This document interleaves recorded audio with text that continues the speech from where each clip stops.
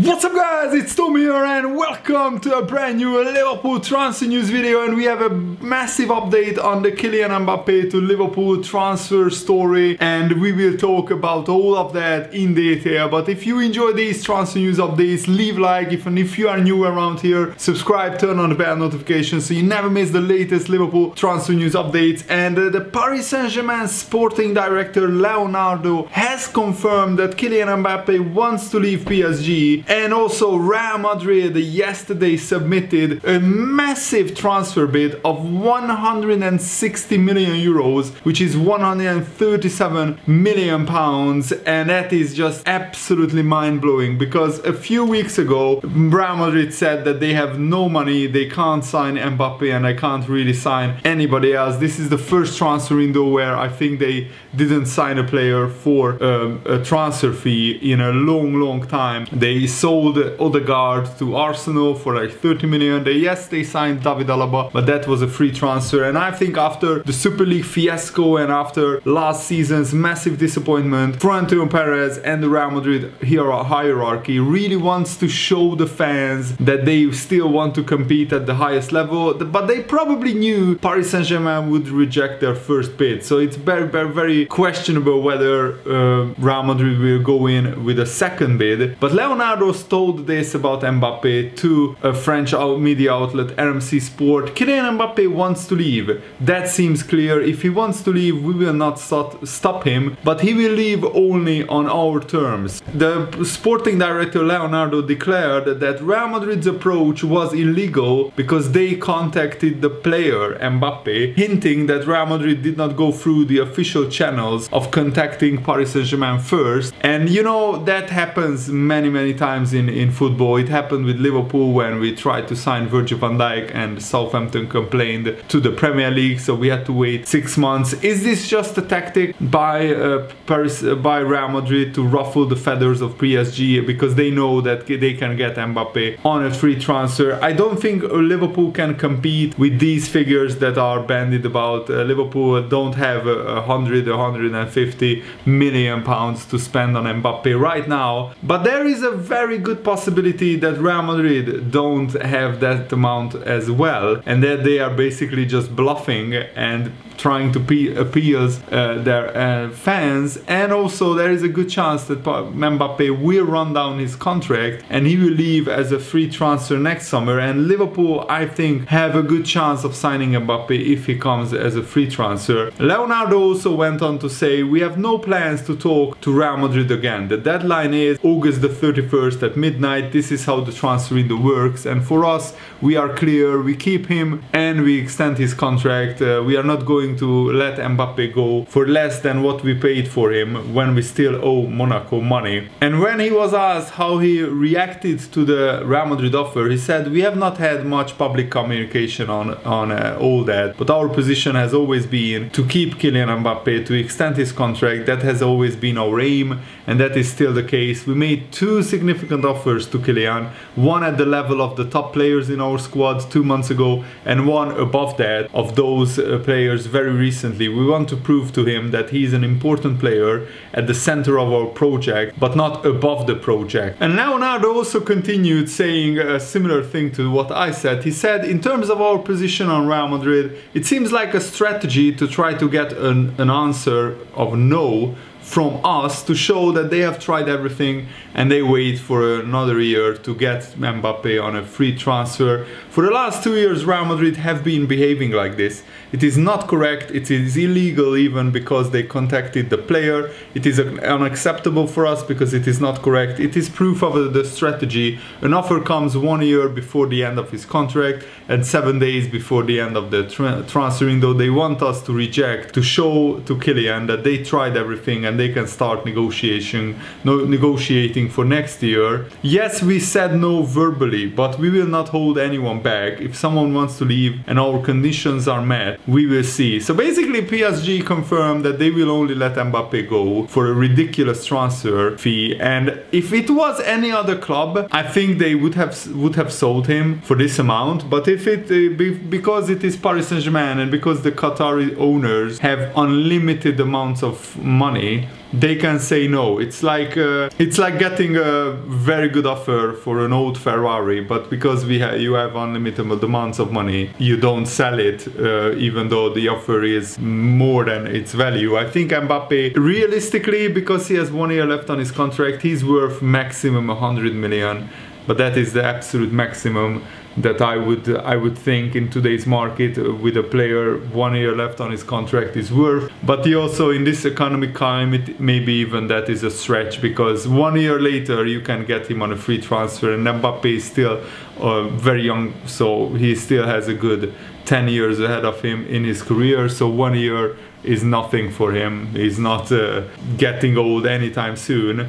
Leonardo also said, we have created a dream with our players this summer and we will not let anyone destroy it. We consider the offer to be very far from what Kylian represents today. We also owe part of this money to Monaco and we consider that the offer is not enough.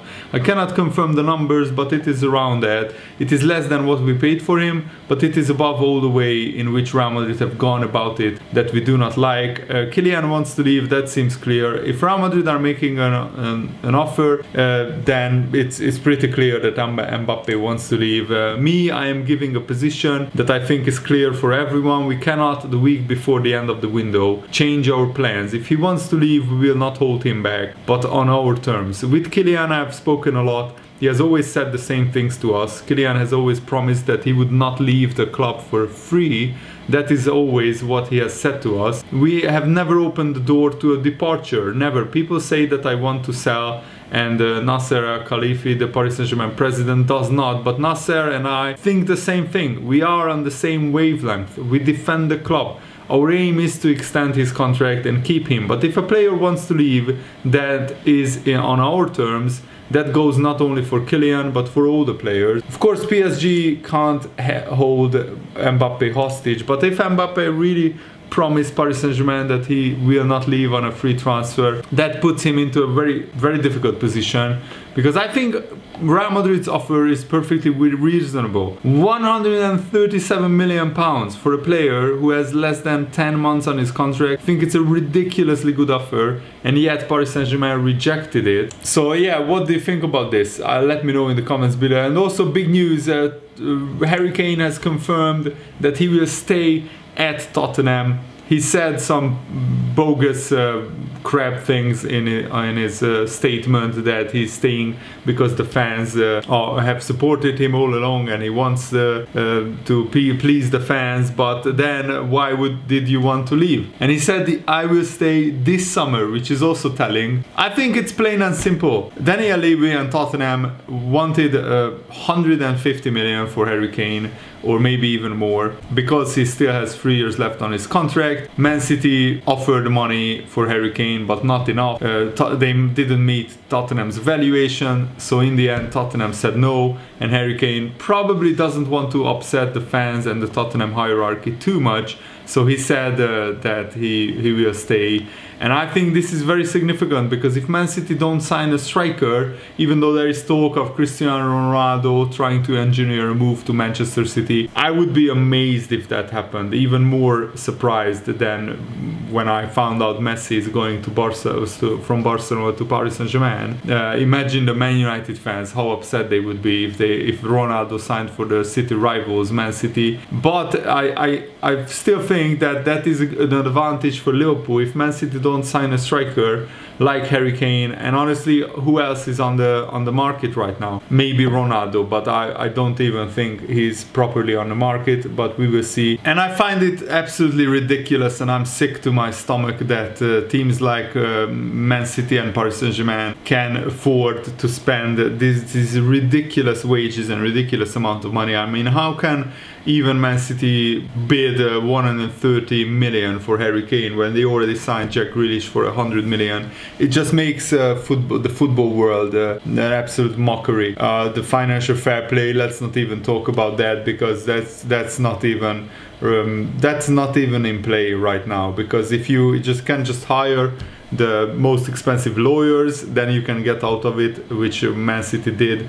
on a technicality. I'm still waiting for the Premier League to sanction Man City, because 2 years ago they said that they started investigating their financial fair play situation. I mean, the Premier League has financial fair play rules in place as well, but that investigation is still ongoing 2 years later. And in the meantime, Man City can just sign Jack Grealish for 100 million and bid 130 million for Harry Kane. And I'm really happy that Harry Kane is not going to Man City, because it would make the Premier League just not a competition anymore. It would make it basically a one-team league. In my opinion, Man City would walk the Premier League with a striker like Harry Kane, who guarantees basically 25 goals a season. Add that to all the goals that Man City get from all their midfielders and second strikers, and I think it would be almost impossible for anyone to catch Manchester City. But now I think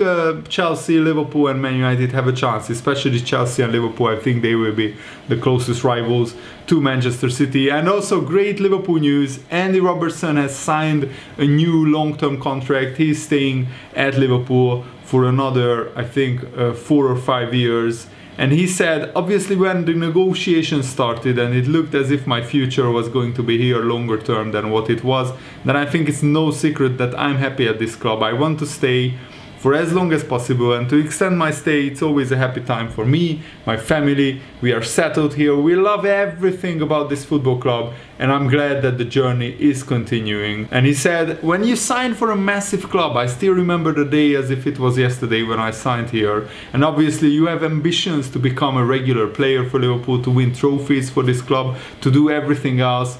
But the way it's gone has been excellent. But since the very start of my career, I've always been one to look forward. That's in the past. That's something that I can sit down with the people who want to listen to me when I've hung up my boots and retired. And I can tell them all the stories that we have already made. But I'm certainly one.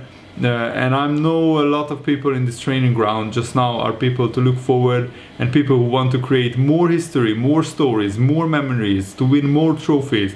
Hopefully people get bored of me when I've retired and I can sit down for hours and hours and tell them about all the stories. They are certainly building up, but I want to make more, and obviously hopefully starting this with the season, we want to achieve more. We want to bring hopefully more trophies and more titles, more happiness to this club. The only way of doing that is by working hard and having the same application that we have done since day one. And Andy Robertson also said, and I listened to his interview after he signed his new contract, that if he can match the levels that is required to play at Liverpool, he would love to retire at Liverpool. And that just shows how much Liverpool Football Club can capture the hearts of players who weren't even Liverpool fans growing up. Of course, Andy Robertson, he was, I think, a Celtic fan growing up. And of course, he loved probably Celtic the most, and he knew about Liverpool. He knew that Liverpool is a huge club, but he wasn't a Liverpool fan growing up.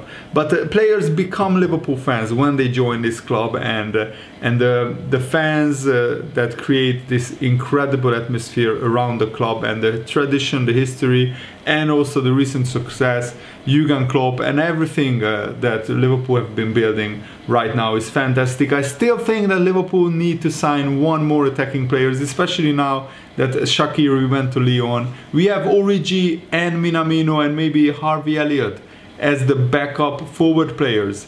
And can you honestly say that is good enough for Liverpool? If Mane and Salah go to the Africa Cup of Nations, or if we suffer injuries or loss of form, remember that Firmino and Mane had big goal droughts last season. If that happens again this season, will we be bailed out by Origi and Minamino? I just don't trust them to deliver goals week in, week out when potentially other players are missing. Jota could get another long-term injury, I really hope not. But I think that Liverpool leave them just a little bit thin up front when it comes to attacking options. Look at other teams like Chelsea, Man City, how many forward players they have, how many options they have, how many times they can rotate. And Andy Robertson basically said he's just a kid from Glasgow who had the dream of playing football. Never did I think winning the Premier League was possible, or winning the Champions League was possible. The best feeling ever, and hopefully there will be many more to come, many more trophies to come. And I think this sums up the mentality of Andy Robertson the best. He said the development of a player is probably a wee bit more out in the open. Obviously every season I feel as I've progressed in different ways, and hopefully I will still keep progressing. I'm still trying to learn every single day, trying to improve my game every day, push myself to limits that hopefully I haven't seen before, but I need to keep doing that, keep working hard on everything that I'm doing, and hopefully get the rewards for that. As a person, like you said, I walked in here still a young lad, probably with a lot more sleep under my belt. Obviously football brings joy, but having 2 kids is the happiest it's made me, and so I've definitely progressed as a person as well. And I think everyone who has been here since 2017, which is a lot of people, has probably seen that and seen me progressing more and more into a man. Obviously I've got a lot of responsibilities at home, but the responsibilities when I walk through this door have grown as well. And I do feel as if I'm now one of the leaders in this squad, and I try to help people around the place as much as I can as well. And I think that sums up the mentality perfectly. Thanks for watching, guys. Hope you enjoyed this video. Have a nice day. See you later. Good night.